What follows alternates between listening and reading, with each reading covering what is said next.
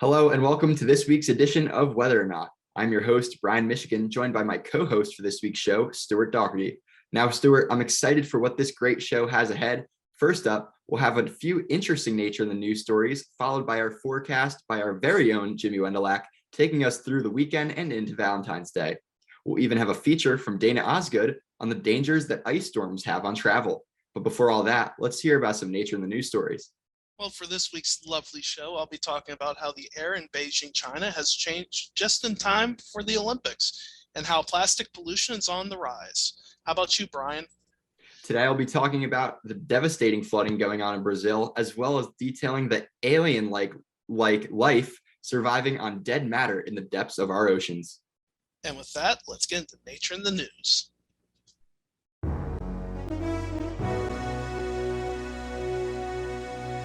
This Nature in the News story takes us on a little trip to Bikini Bottom, where we will learn about how organisms known as sea sponges survive while being anchored to the ocean floor. However, unlike SpongeBob, their diet doesn't quite consist of Krabby Patties, but instead on the dead remains of organisms like worms and other extinct remains that settled on the ground thousands of years ago.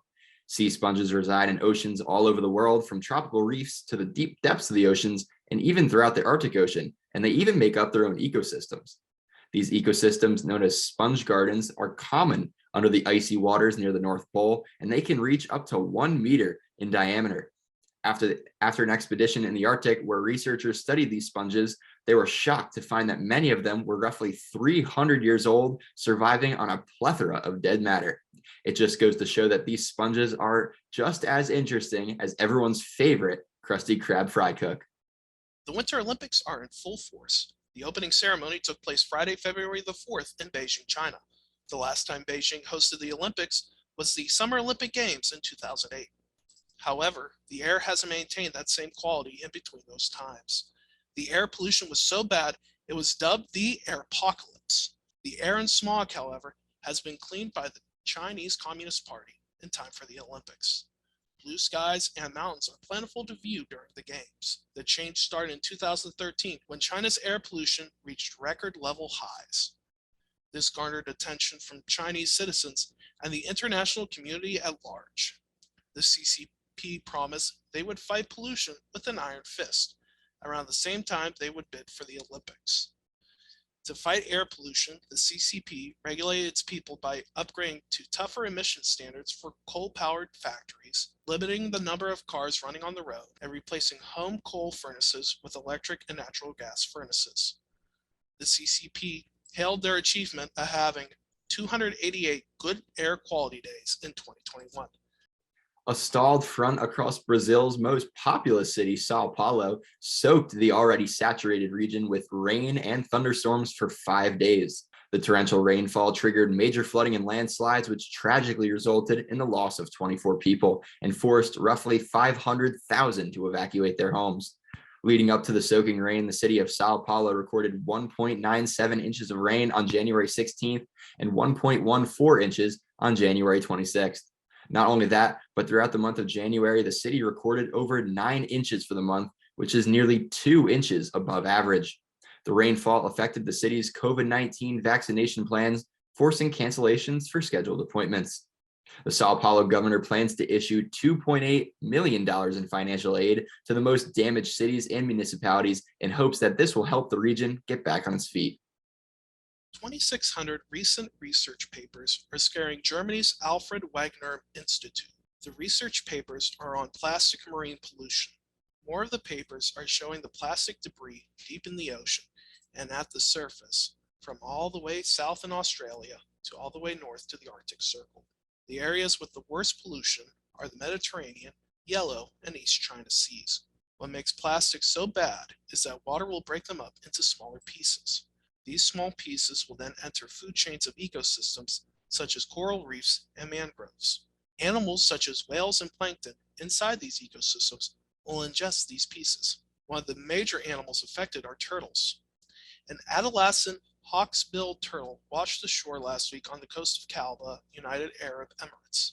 Autopsy found oysters and squid beaks inside its digestive system. However, shriveled balloon pieces and foam were found to be in it as well.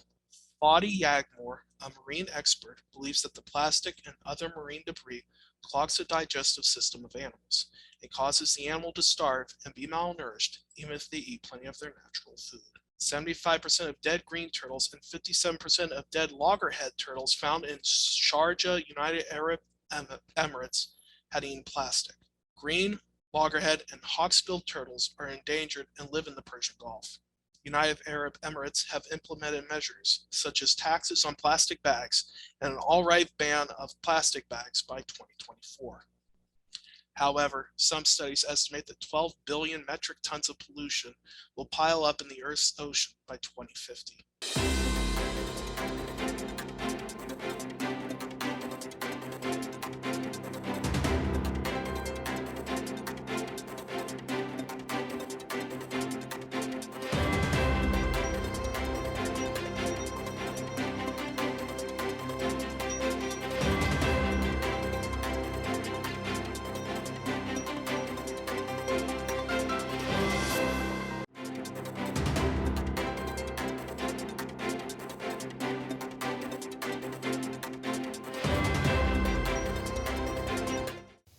Student meteorologist Jimmy Wendolek here with your central Pennsylvania forecast. Finally saw a break in the cold earlier this week, and those mild and dry conditions will continue for the day on Friday. Mostly cloudy skies across much of the Commonwealth, but unsettled weather is across the horizon.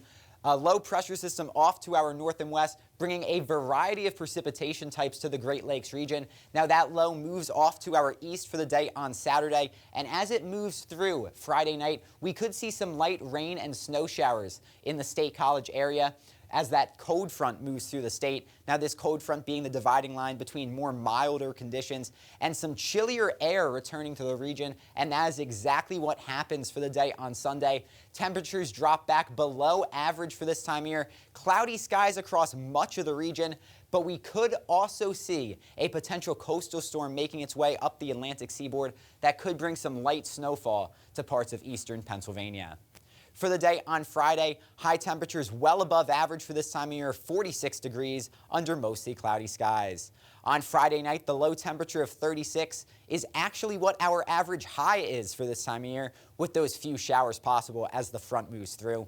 On Saturday, mostly cloudy skies with some peaks of sun, high temperature just below 40. And look how far the temperature drops off for Saturday night, all the way down to 18 degrees for a low, just cloudy and cold. And those cloudy and cold conditions continue into the day on Sunday with a high temperature of 26 degrees. That's it for our forecast. Next up is a feature from Dana on ice storms and travel. When Penn State canceled on-campus activities for the second time in 2 months, some students questioned the validity of canceling class. In the most recent case, when classes were canceled, it was still raining. Some of the meteorology students debated whether they should fill out the Penn State winter bingo square of, quote, Penn State cancels class as precip is ending / no precip, end quote. But did Penn State cancel class unnecessarily? Bill Syrett is the advisor to the president's office on whether they should cancel classes. I try to help them.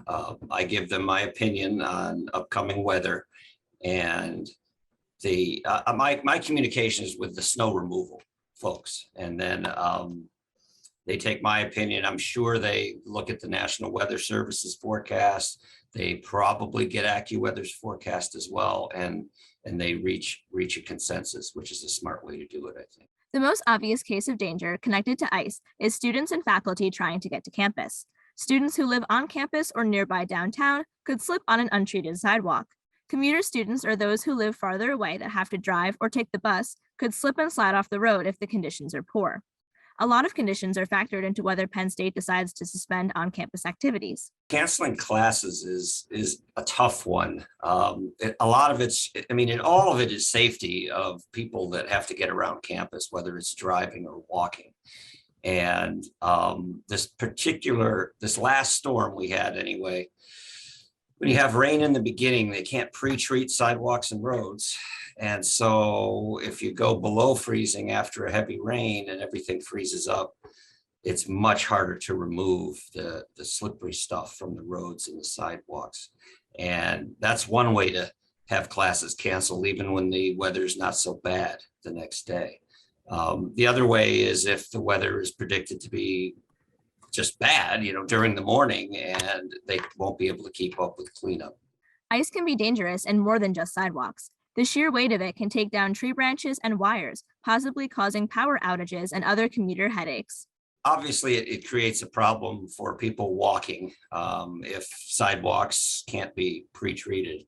But if there's enough ice, then you get the complication of power outages, trees coming down. It's very heavy stuff when it coats trees and wires. So, I mean, that's probably the worst part of freezing rain, is the weight of it when it sticks to trees and power lines. But you don't want to walk on glare ice either, and that was a problem after this particular storm. Ice storms can prove to be very tricky, but Bill isn't the only one who makes the decision to cancel classes and on-campus activities. So the snow removal people get together with police services, the office of the president. There's quite a chain of command that decides ultimately whether there's a delay, a cancellation, or no action. A lot of thought and work goes into the decision to close campus, yet some students and faculty are still skeptical. On the first day back after the storm, even one of my professors questioned why we had canceled class, but there's a lot more to see than just what's happening right then. Could be due to a poor forecast. More often, there's a combination of factors that go into a day that might not look particularly bad being a cancellation. So, yeah, we like to avoid those for obvious reasons. There is expense to that, and it's a rare occurrence, fortunately. Ice storms can cause extremely dangerous conditions on and off campus. They should not be taken lightly, and if class is canceled, you can guarantee a lot of thought went into it. For Whether or Not, I'm Dana Osgood.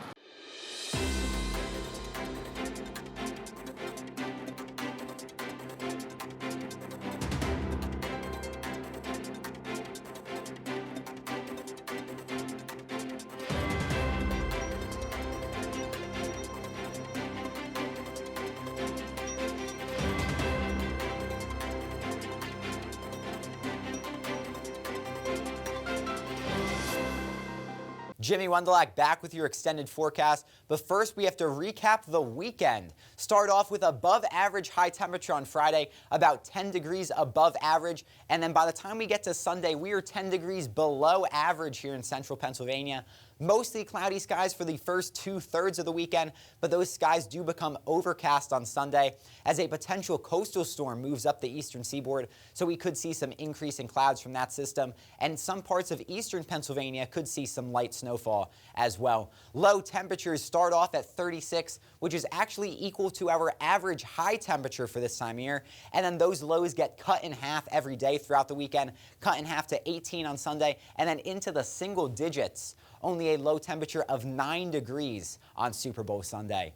For the extended forecast, we are warming up throughout the next upcoming week. Mostly cloudy skies for the day on Monday. High temperatures well below average, only in the low to mid 20s, and they do increase as we get to the back half of the week. Finally getting above average for the day on Wednesday, peaking out on Thursday before a slight drop off for the day on Friday. We remain relatively dry for the first 3 days of the week before a system approaches for the day on Thursday, potentially bringing some light rainfall in the afternoon and evening. That rain increases overnight into the day on Friday, and we could also see some snow on the back half of that system. That's it for our extended forecast. Your Whiz Quiz answer is coming up next. Thank you, Jimmy. And now here's your Whiz Quiz question. In the 1998 Winter Olympics in Nagano, Japan, the biathlon had to be postponed today due to what winter conditions? A, snow and fog. B, blowing snow. C, freezing rain and sleet. Or D, thunder snow. And the answer is A, snow and fog. Now, Stuart, I dug a little bit deeper into what the biathlon event really was, and I realized in this event, they actually have to shoot a rifle at a target. It's a good thing that the event was postponed in this case, because with those type of conditions, who knows what you could have possibly hit. That was certainly a smart move. And with that, we'd like to wish you a happy Valentine's Day or Single Awareness Day if you're like me, and hope to see you next week. And as always, I'm Stuart. And I'm Brian. Have a great week.